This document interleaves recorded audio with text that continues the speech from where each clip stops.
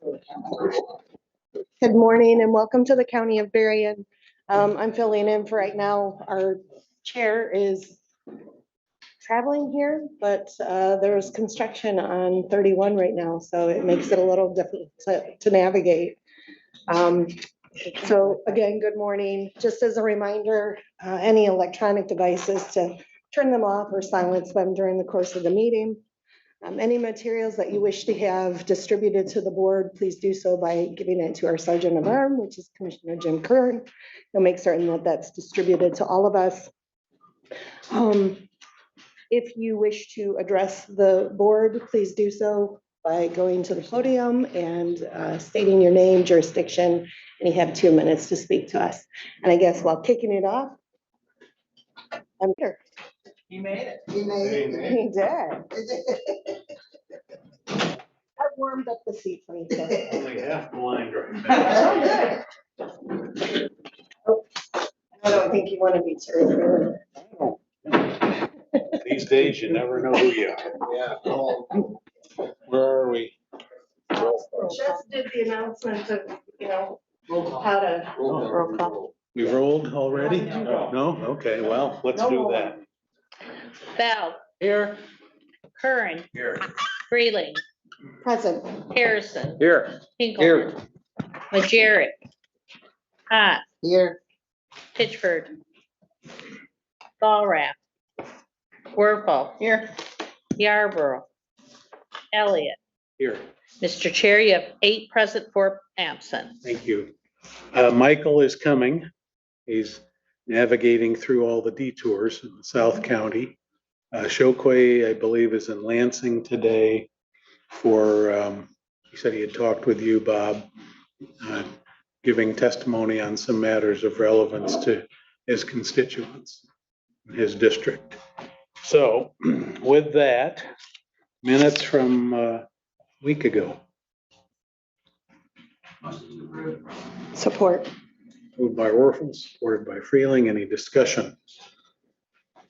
Hearing none, all in favor signify by saying aye. Aye. Opposed, same sign. Minutes are approved. Are we ready to review requisitions? I think so. Okay. Does anybody have any questions about the requisition list, the revised requisition list? No? Great, thank you. Okay. Senior Center audits. Is Linda back there? Oh, there she is. Hey, how you doing?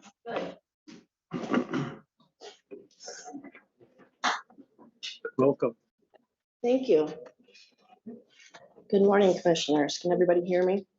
Okay, great. Thank you for inviting me to talk to you about the senior center audit. It's going very well and has continued to go well. The centers have made a lot of progress and worked very hard.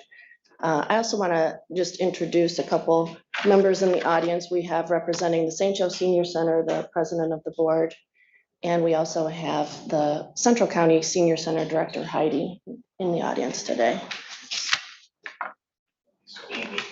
Thank you again for the opportunity to participate in this process.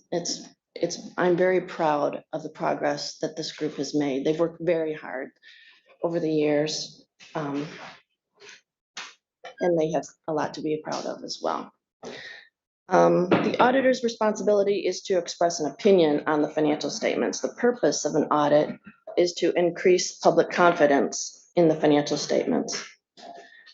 When organizations receive public funding, there's a higher level of accountability. The IRS wants to see whether there was an audit conducted. The state of Michigan, for the license to solicit, requires a copy of the audited financial statements. Many grantors require a copy of the audit as well as the county and states.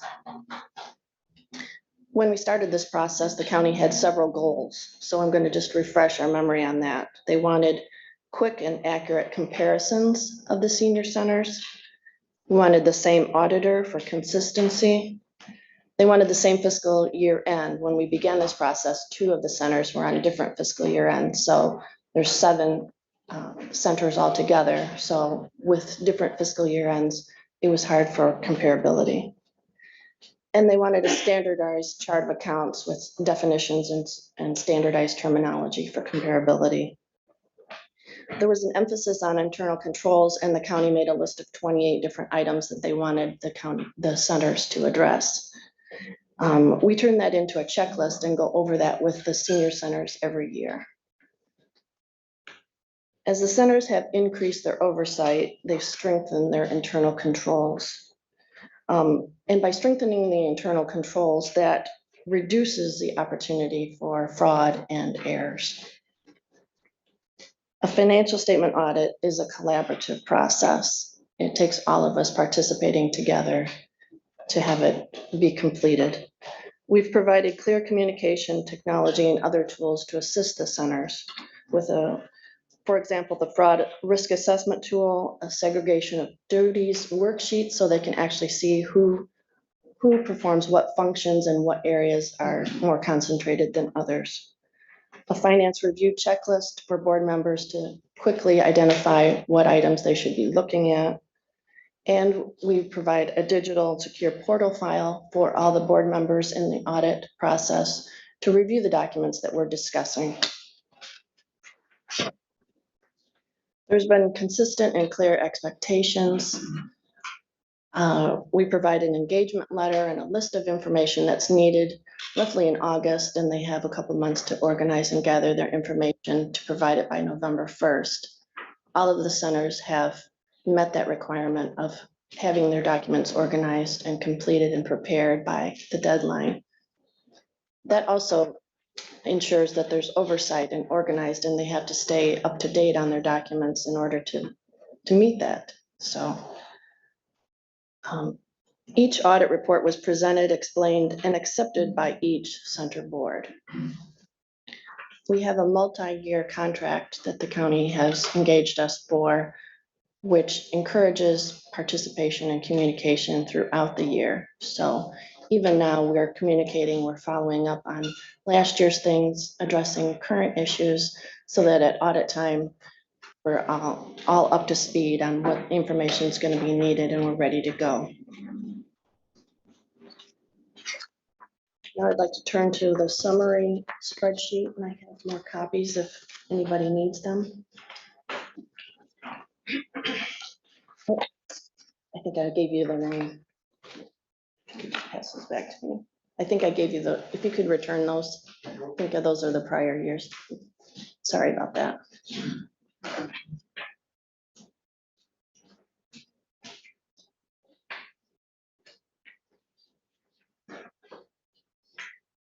I need one more. Jim, if you could give me one more back. Which one? This one, thank you. Sorry about that. I did bring the prior years in case anyone had any questions. And that's what I distributed accidentally. Okay, so everyone should have a handout that says Berrien County Senior Center Audit Summary, year end September 30th, 2022.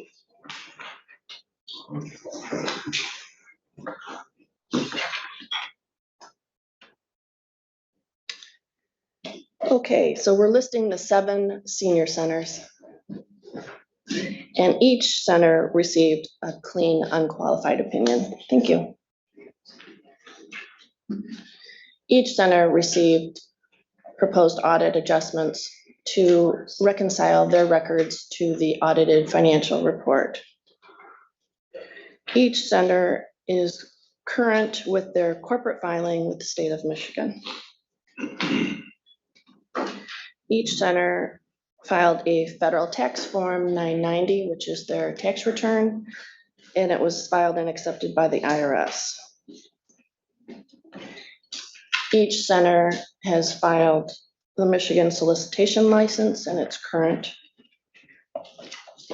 Each center has implemented the new chart of accounts that the county developed. And more of the centers are participating in the online audit submission and oversight, the digital portal. And that indicates the smiley face, those that are 100% digital. And as you'll see, Benton Harbor is still submitting their documents in hard copy, and River Valley is doing partial digital and partial hard copy submission. And they have high expectations. They want to get that smiley face for next year, they've told me, so. Motivation. The next section is those centers that have material comments to work on and corrective plan of action to address and submit their corrective action plan to the county. And this year, the only center that should be submitting, and I believe has submitted the corrective action plan, is Central County. They have repeated comments about separating the bookkeeping and authorized signing individuals. This is a very hard area for small organizations to do because there's limited personnel and it requires board member participation, which is hard, especially in our community. We have a lot of board members that are not available year round. They go to Florida or they have other interests and they're all volunteers. So this is a common and hard area to separate for small organizations. I've been in contact with the board president and they're working on implementing procedures to do this, and I'm confident that they'll make substantial progress in this area.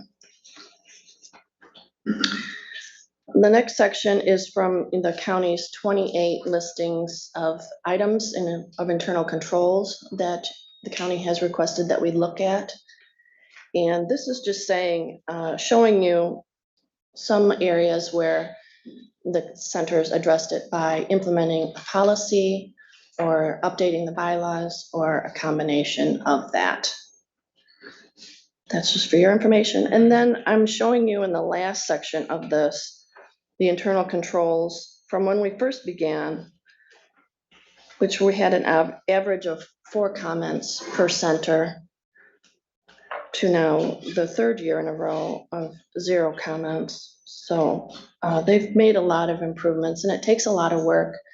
Remember, these are small organizations with very limited staff, and it requires a lot of volunteers to help segregate and separate the responsibilities, and a lot of different procedures and policies to implement. And not only have they done the things that you've requested, they've done a lot of the things that I've requested. So there's a lot on their list. They have a lot to be proud of, and I encourage each of you to visit your center because I believe they probably have a lot to show you. So I just want to say, together we've accomplished a lot. We've had steady and continued progress.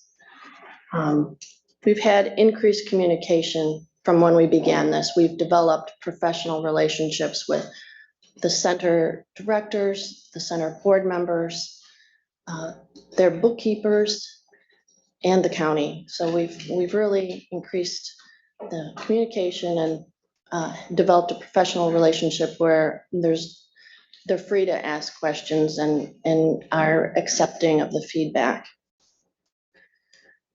I measure the progress by the engagement.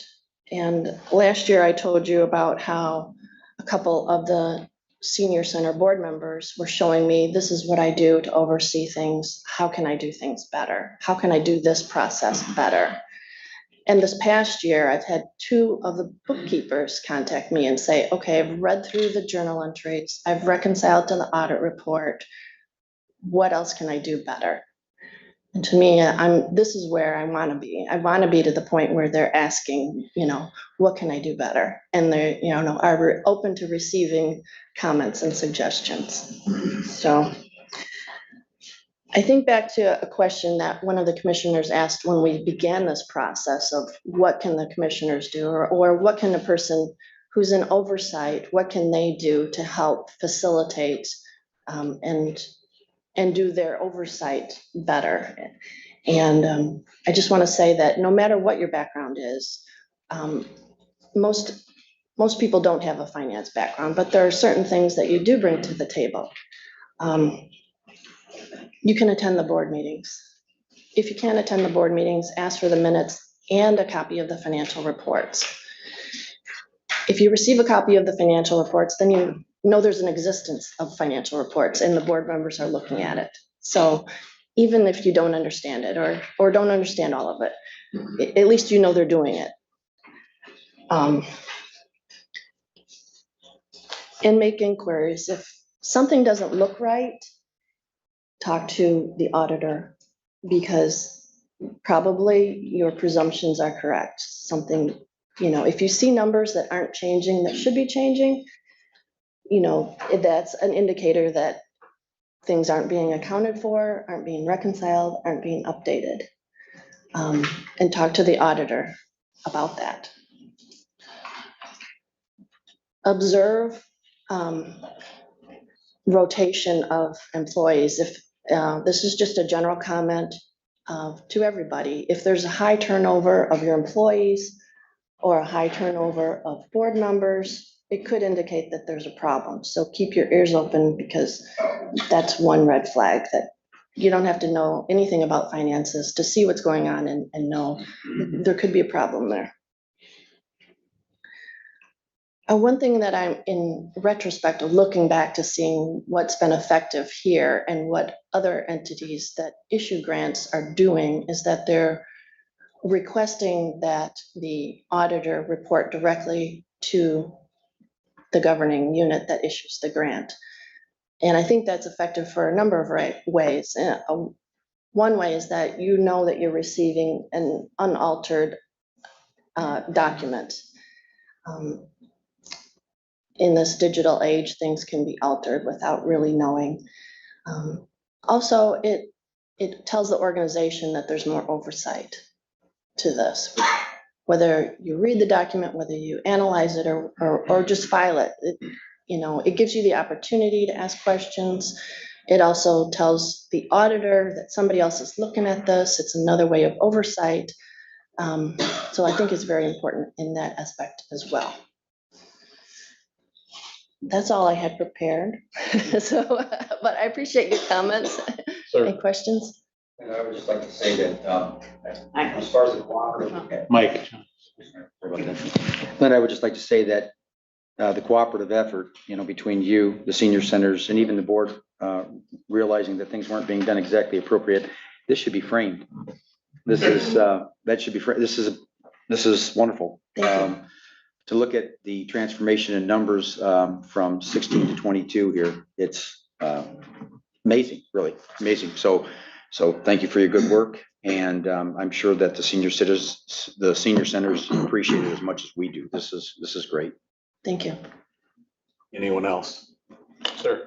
I just want to say I visit the River Valley one quite a bit, especially during their arts and craft days, because they bring in fantastic cookies. They really do. But I've never heard complaints from the residents that come in, and I always forget her name, the lady in charge of the River Valley one, but she's always friendly. She always answers my questions. She did mention, though, they would like to do some technology upgrading.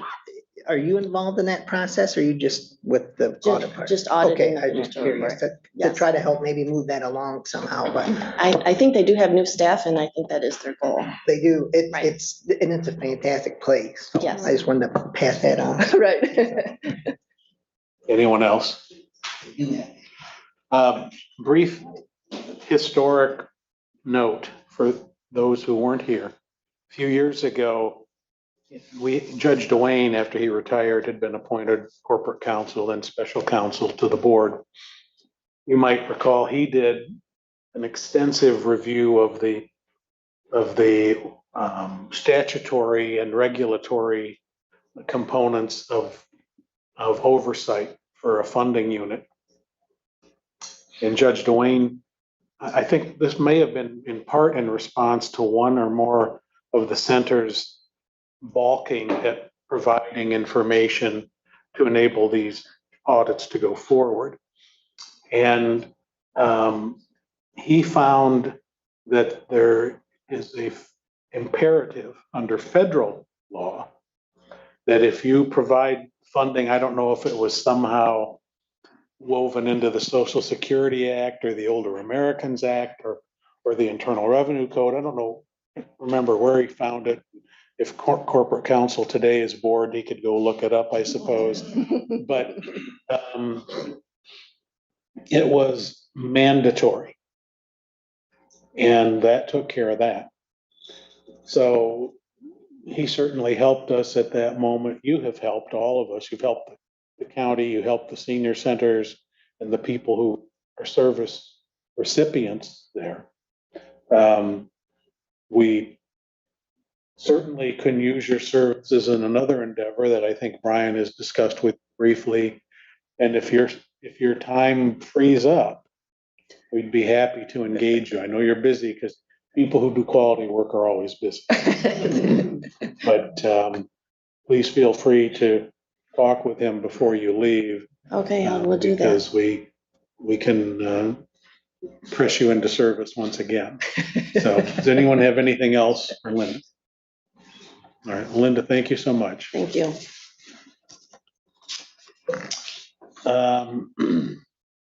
Brian, do you have anything before we go into public comments? Mr. Chair, I do have one really important thing for the other board. It should be noted by the other board members that we do have a local celebrity sitting amongst you.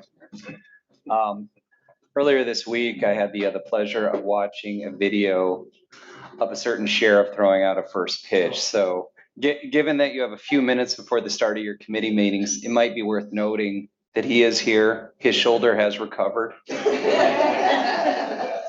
we have video? And we have video. We do. Can we? Sheriff, do you have anything to add to that? It was a good time.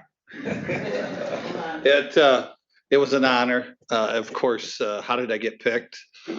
Chief Deputy Robert Boyce put me in for it, and they selected me to throw out the first pitch. So it was an honor. And then what made it so exciting is that two of my grandkids could go with me, Rylan and Aiden, and Rylan's a pitcher for the Eau Claire Beavers. So he was all excited about going down on the field. So the Tigers treated us very well. We had great seats, and we got to sack in the 9th and 10th inning where they came back from being down 5-1. So it was a great day. And just thank the Tigers for recognizing law enforcement on that day and telling all law enforcement on what they do every day. Thank you for keeping our community safe. And it's nice that they do that every year. All one question.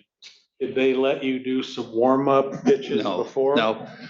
I asked, I said, can I go to the bullpen? And they said no. So I had to go out there cold. So I was trying to throw a curveball, and it was kind of a curved knuckle. It broke at the end, but the pitcher was the catcher that started the game, and at least he caught it before it hit the ground. So that made me happy. Let's see it. Thank you. Well, while we're waiting, you want to do general public? Oh, you got it? Okay. Yeah, I think we got it, Mac. Oh, got it. See, watch this curveball. Slow motion. That seemed a bit outside. The batter would have swung, but it curved so much he was swung. Mac, I do have one more item for the board's attention.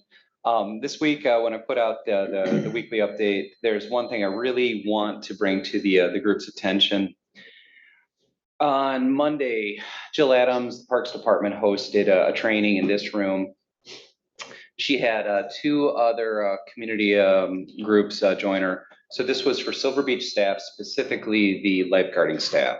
So they spent the day with the Great Lakes Surf Rescue, going over tactics and training for water rescue.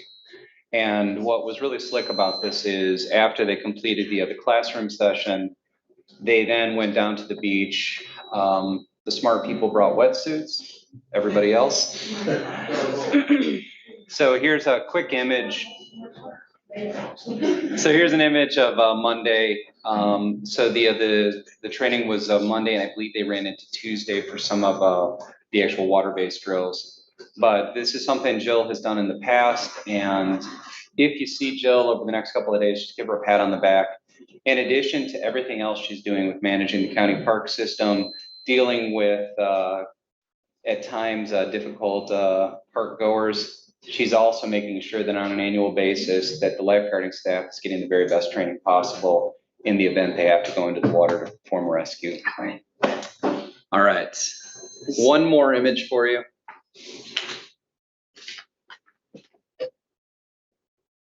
This is where the Jeopardy music would have been helpful. Right. Hang on. Yeah, here we go. Can I just add that when you see this picture, this is why I want new tables and chairs in this room.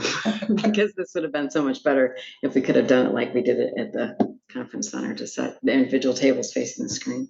That would have been nice. But yeah, So they made it work.